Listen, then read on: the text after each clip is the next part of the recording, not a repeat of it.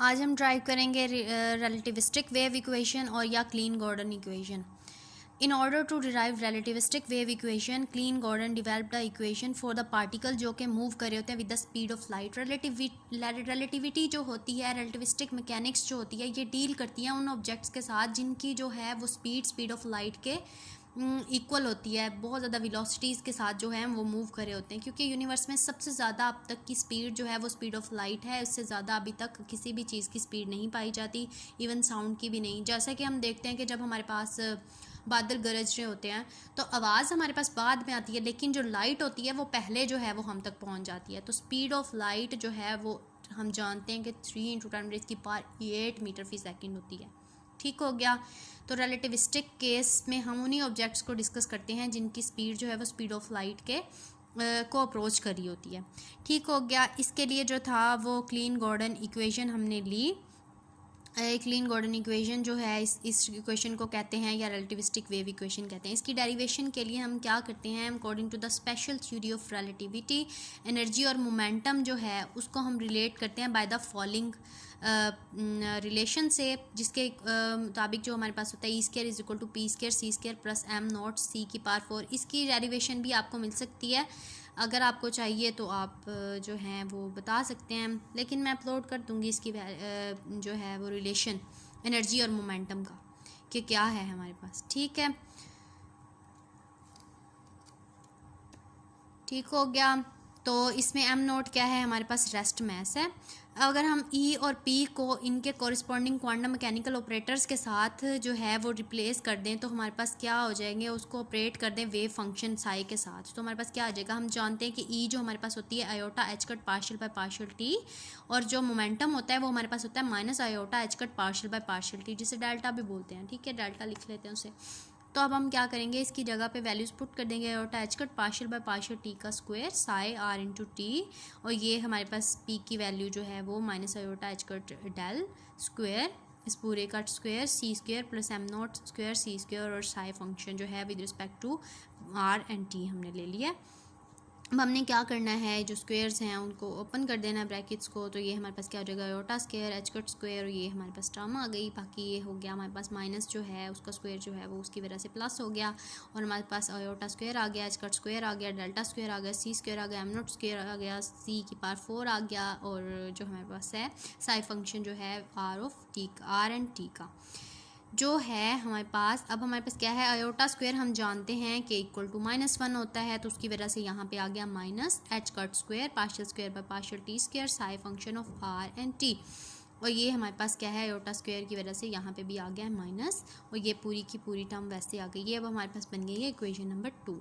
अब हमने क्या करना है, इक्वेशन नंबर 2 को h² से जो है वो हमने डिवाइड कर देना ऑन बोथ साइड्स। तो उसकी वजह से क्या है, इस तरफ हमारे पास h² था, वो डिवाइड होने की वजह से वो हो गया ख़त्म। यहाँ पे भी हो गया, लेकिन यहाँ पे हमारे पास मौजूद नहीं था, तो यहाँ पे h² हमारे पास आ गया। ठीक हो गया। ये अब हमारे पास क्या है, इसमें से हमने C² जो है वो कॉमन ले लेना है। कॉमन लिया तो यहाँ ये वाला C² बाहर चला गया, और लेकिन यहाँ पे C⁴ था तो C² बच गया, ये हमारे पास आ गया। अब हमने क्या करना है कि यहाँ से C² जो है इस तरफ मल्टीप्लाई और इस तरफ आके क्या हो जाएगा, डिवाइड हो जाएगा, उसको इस तरफ ले आए हैं, और ये हमारे पास बाकी टर्म बची है। अब हमने क्या करना है, सिंपली रीअरेंज करना है। रीअरेंज करने से क्या हो जाएगा कि हमारे पास ये इसके इक्वल आ जाएगा, और ये हमारे पास इसमें से अगर हम साई r/t को जो है वो कॉमन ले लें तो हमारे पास क्या है, ये वैल्यू बचेगी। ये हमारे पास क्या है, रिक्वायर्ड रिलेटिविस्टिक वेव इक्वेशन है, रिलेटिविस्टिक इक्वेशन या क्लीन गॉर्डन इक्वेशन है ये हमारे पास। ठीक है, इट इज़ लॉरेंट्ज़ कोवेरिएंट, कि इनकी जो कोवेरिएंट का मतलब है कि इक्वेशन जो है, लॉरेंट्ज़ कोवेरिएंट का मतलब है कि एक फ्रेम ऑफ रेफरेंस से अगर हम दूसरे फ्रेम ऑफ रेफरेंस में मूव करें तो इनके जो इक्वेशन है वो चेंज नहीं होती, वो सेम रहती है। ठीक है, ये इक्वेशन क्लीन गॉर्डन इक्वेशन जो है वो लॉरेंट्ज़ कोवेरिएंट है। इसकी जो लिमिटेशंस थी कुछ के, क्लीन गॉर्डन इक्वेशन जो थी वो इक्वेशन ऑफ रिलेटिविटी, जब हमने इसकी इक्वेशन ऑफ कॉन्टीन्यूटी निकाली थी उसकी वीडियो भी मौजूद है, आप देख सकते हैं। इक्वेशन ऑफ कॉन्टीन्यूटी की जो हमने जो वैल्यू निकाली थी तब क्या था कि जो डेंसिटी प्रोबेबिलिटी डेंसिटी थी ना, उसकी वैल्यू आई थी नेगेटिव, हालांकि इसकी जो है वो वैल्यू जो है वो पॉजिटिव होनी चाहिए। ठीक हो गया, क्योंकि जो equation of continuity in non relativistic case है उसमें प्रोबेबिलिटी डेंसिटी पॉजिटिव है, और इन रिलेटिविस्टिक केस वो नेगेटिव आ जाती है। तो क्या है वो जो है इसका ड्रॉबैक है, इसकी लिमिटेशन है क्लीन गॉर्डन इक्वेशन की। और जो सेकंड इसका था कि इसने स्पिनलेस पार्टिकल को जो है ये डिस्क्राइब करता था, जो है ये ज़ीरो स्पिन के साथ जो पार्टिकल्स हैं ये सिर्फ उनको डिस्क्राइब करता था, ये इंटेग्रल स्पिन पार्टिकल्स को जो है वो डिस्क्राइब नहीं करता था। जैसे कि हमारे पास क्या है फर्मियोन्स। फर्मियोन्स क्या होते हैं, हमारे पास ऐसे पार्टिकल जिनका स्पिन जो है होता है हाफ इंटेग्रल होता है, मतलब 1/2 एच कट हो या 3/2 एच कट हो।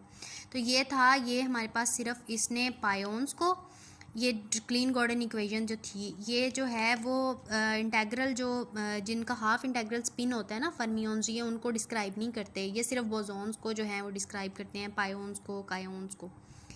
ठीक हो गया, पायोन्स को और कायोन्स को जो हैं ये के नेगेटिव जो हैं के पॉजिटिव, ये सारे इनको जो है ये करते हैं जस्ट डिस्क्राइब।